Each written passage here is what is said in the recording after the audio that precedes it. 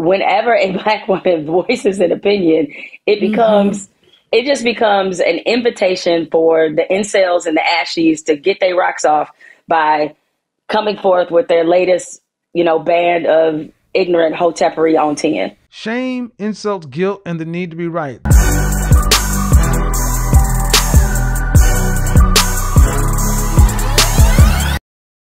So washed-up sports commentator Jamele Hill has decided that she wanted to chime in on the controversy surrounding Malika Andrews, Ime Udoka, Stephen A. Smith, and the way that Malika talks to Black men. Apparently somebody found her career in the garbage bin, reached in, dusted her off, and decided to put her on their podcast. In the process of discussing the controversy, staying true to her feminist form, she bashed Black men who applauded Stephen A. Smith putting Malika Andrews in her place, groaned about the pushback that feminists like her receive when given her opinion or their opinion on sports, and claimed that her and Malika Andrews worked hard for what they have. Now, she said a lot of other stuff, and I'm not going to address all the other stuff that she said because Jamele Hill is a stupid woman. And trying to address everything that a stupid person says is exhausting. So I'm just gonna focus on what she said about women not belonging in the space. If you wanna see the rest of the interview, I'll post the link in the description. Saying that they don't know how hard it is to get to where a Malika Andrews is, where I am. Malika Andrews is not even 30 years old, and she has her own daily NBA talk show. She was, I believe, like the youngest sideline reporter ever at the NBA Finals. She's just, over the last 2 years, been crushing it. The first woman to host the NBA draft, which she did earlier this year. And it's just amazing. So she says that Malika is killing it because she's the youngest, or she was the youngest sideline reporter in ESPN history. She has her own show. And she's done it all at age 27, as if that's proof of her talent and proof that she's, quote, killing it. Well, no, it's not.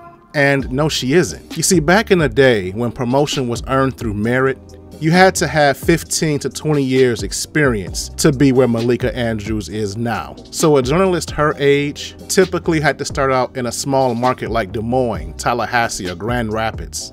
And if they were in a major market, they might be doing the morning show on the weekends. They wouldn't be sitting in an anchor chair on a national news network at 27 years old. She doesn't know enough, and that's evident in the stupid stuff she says and the stupid stuff she does.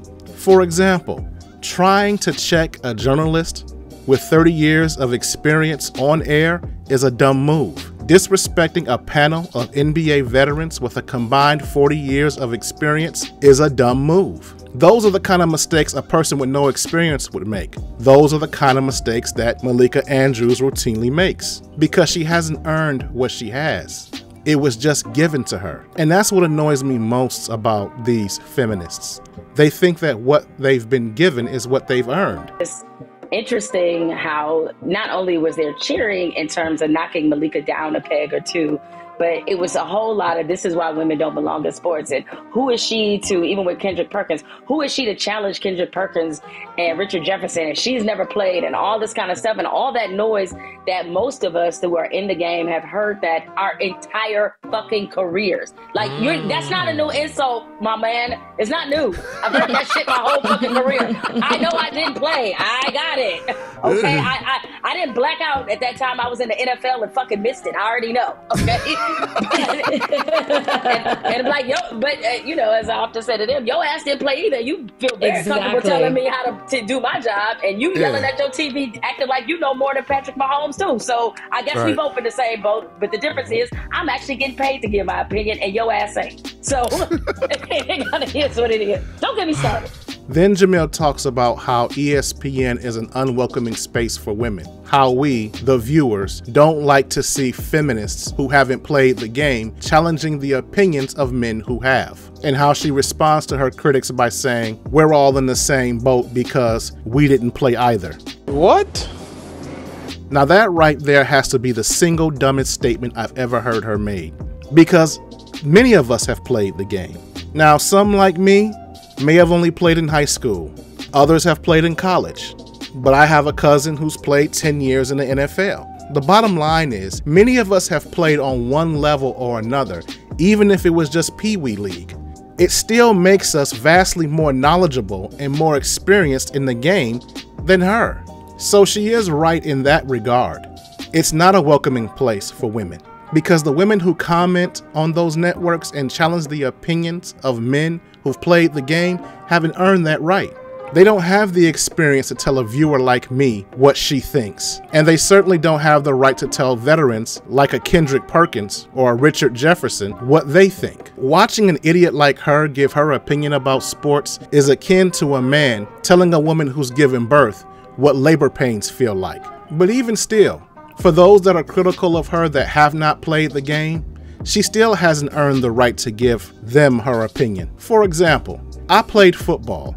I never played organized basketball, just street ball. When I want a better understanding of the game, I want to hear the opinion of those who have played on a high level, not from a woman I know didn't, because they're the one person I know knows less than I do. And I say that because they aren't fans of the game. They say the type of things that someone who isn't a fan of the game would say. And because ESPN's policy is to promote women regardless of their credentials. That's why a 27-year-old bobblehead like Malika Andrews can be a host. Whenever a Black woman voices an opinion, it just becomes an invitation for the incels and the ashies to get their rocks off by coming forth with their latest, band of ignorant hotepery on 10.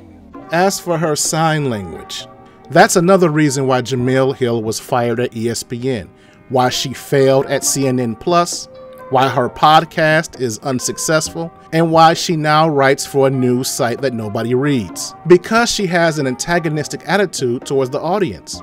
Nobody wants to deal with that. Same with Malika Andrews.